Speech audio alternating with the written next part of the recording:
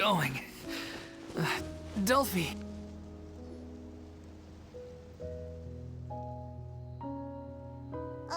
As if this journey wasn't tough enough already without a roadblock. Don't worry. We should all be fine with the traveler here. We don't need to take a detour. Wait, why are you all looking at me? You're not seriously expecting me to fight, are you? We're just curious, that's all. I don't think anyone's ever seen Farina in a fight before. Yeah, but don't you remember why? The Hydro Archon willingly gave up all her power so it could be converted into Indemnitium.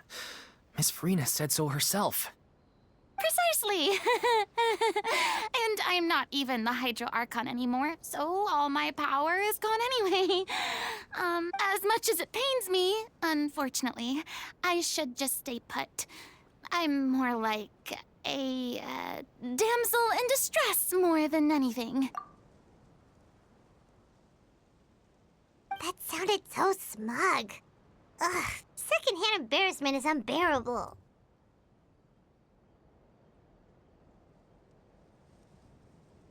C'est la vie, indeed. Alas, I am forced to watch on helplessly as a more brave and seasoned adventurer than I swoops in to save the day. Aw, too bad. I was so pumped to feast my eyes on fight mode Farina. Sorry to leave all the heavy lifting to you. Don't worry, piece of cake.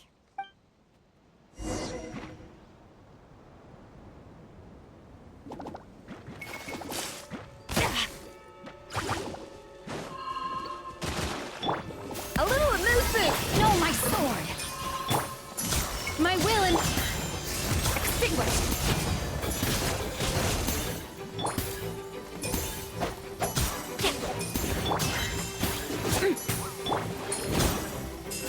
The pinnacle of excellence! Ha! Yeah! Ha! Ha! Rain outlines your fate. Witness the power of Guhua.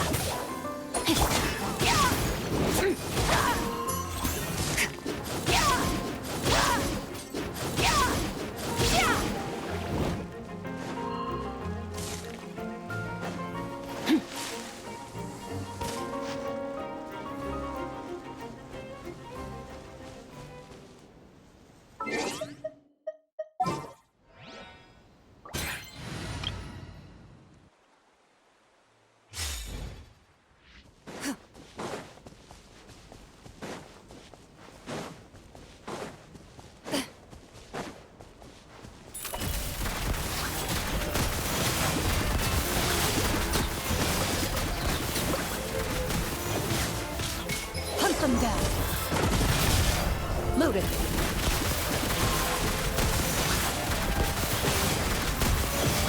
Bravo! Good show! You certainly live up to your reputation. Yeah, thank you. Anyway, the path is cleared now, so onwards and upwards.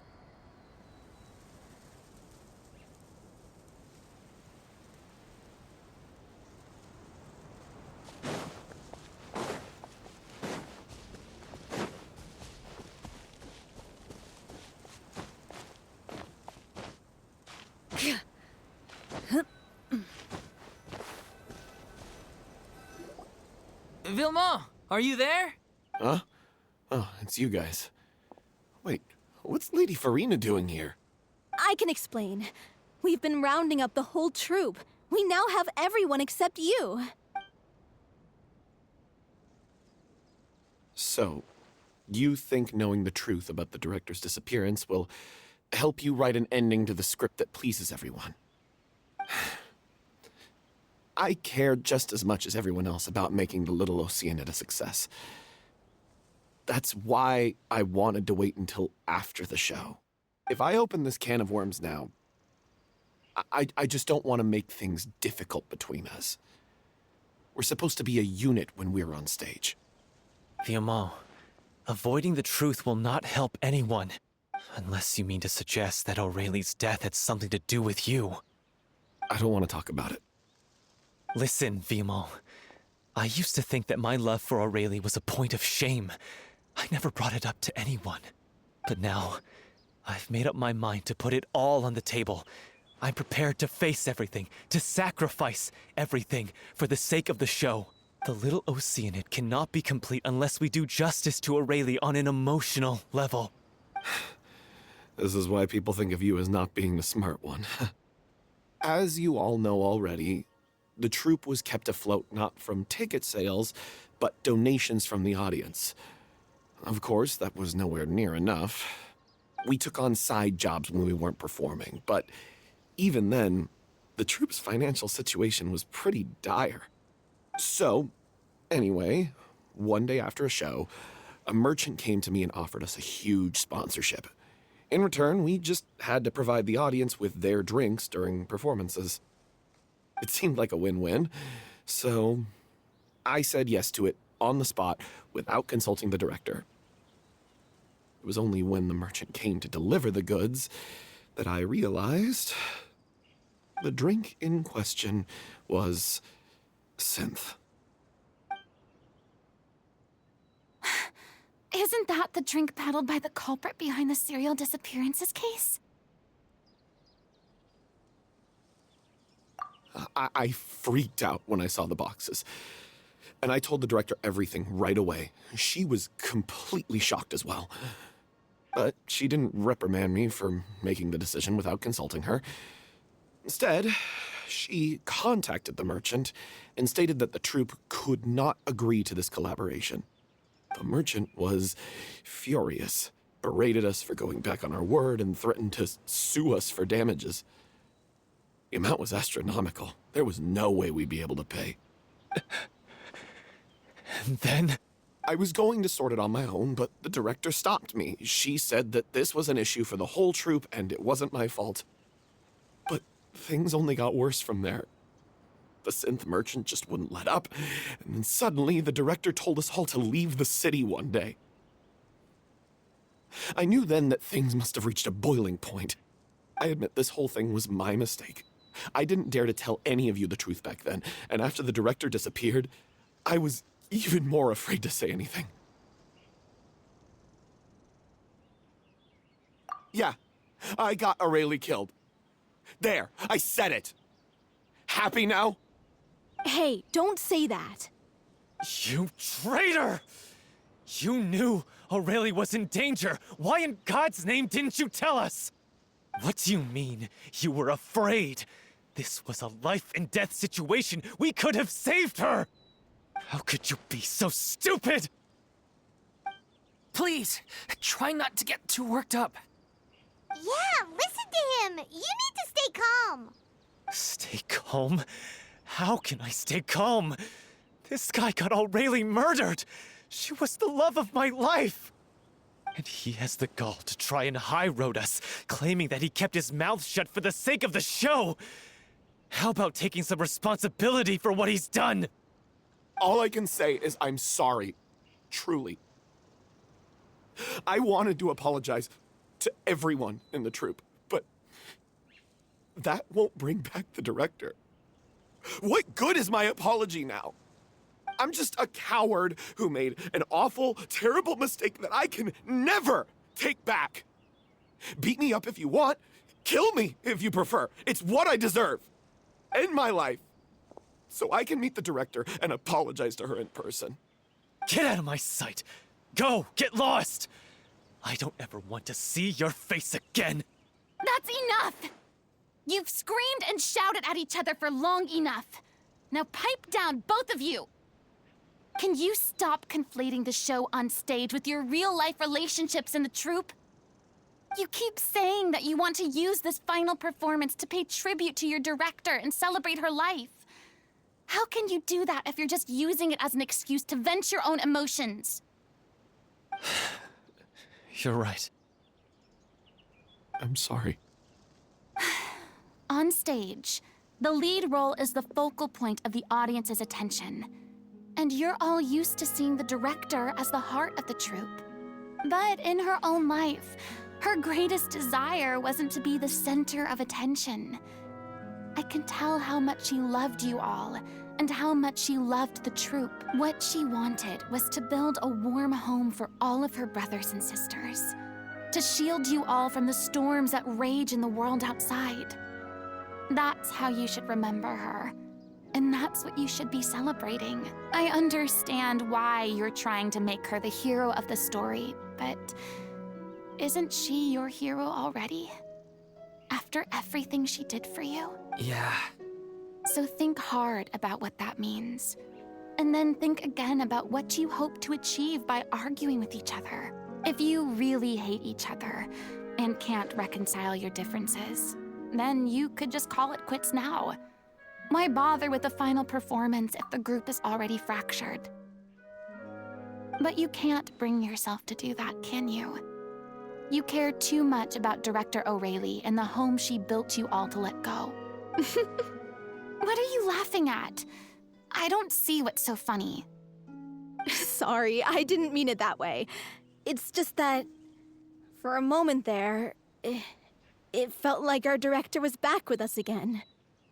If she'd seen Paulo and Vilmont at each other's throats like that, she would have scolded them exactly like you did, in that same stern voice. Really? But she sounded like such a gentle person. Of course she was. Even her harshest lectures came from a place of kindness, and it showed. She really was a truly outstanding person. What you said, it really puts everything into perspective. I'm truly sorry. I really meant for this to be a genuine apology, but I ended up making it all about me and my self-pity. It's all right. Let's save all this for after the performance. So, the ending. What are we gonna do about it? Clearly, everyone needs to take a step back for now and reflect on what really matters.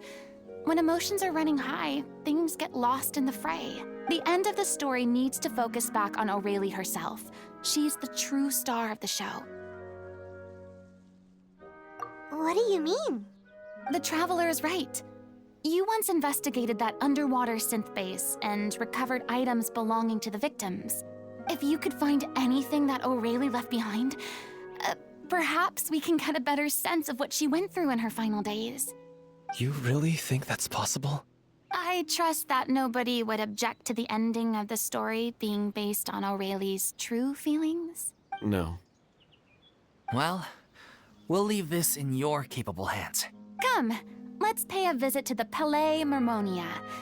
The rest of you, head back to the rehearsal location for now, and wait for our good news.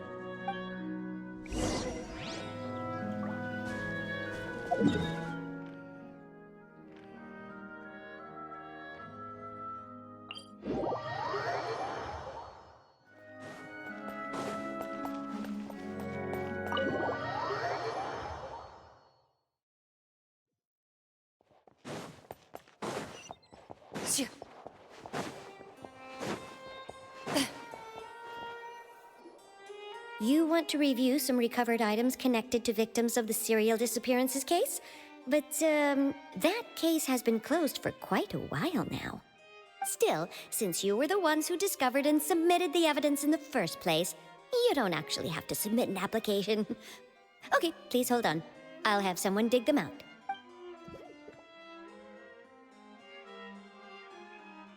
So, this is all O'Reilly left behind. Just whatever she was carrying on her person and this tattered old notebook. Hey! It's full of script lines! And sketches too! Looks like they show where the different props should be placed on stage. Let me take a look. Maybe there's something in here from after she was kidnapped. Aha! I found something. To whoever discovers this diary. Let's see. Looks like she kept a detailed record of her captor's actions. She even mentions the truth behind the experiments on dissolving young women. If we'd had the chance to examine this notebook carefully back then, it would have been a conclusive piece of evidence proving Vacher's guilt. Vacher took so many lives. It's still so unthinkable how many victims he had. I guess O'Reilly must have written all of this down in the hope that her records would one day be of use to investigators. Wait, it cuts off. Her handwriting here gets patchier and more illegible by the line. She probably didn't have much strength left. Her final words are... I'll let you read them for yourselves.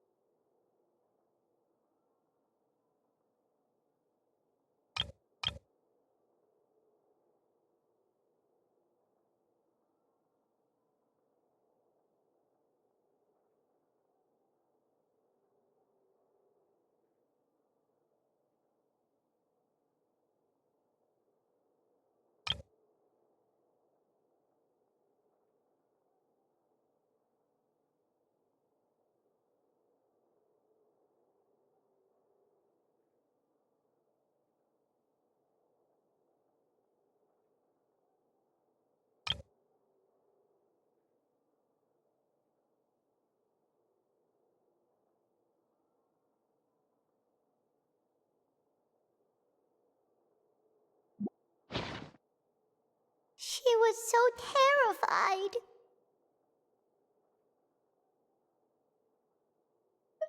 She may have been a mighty hero in the eyes of her troop, but at the end of the day, she was only human. I can't bear to think how painful and lonely her final days must have been. Wait. This part on the last page sounds strangely familiar.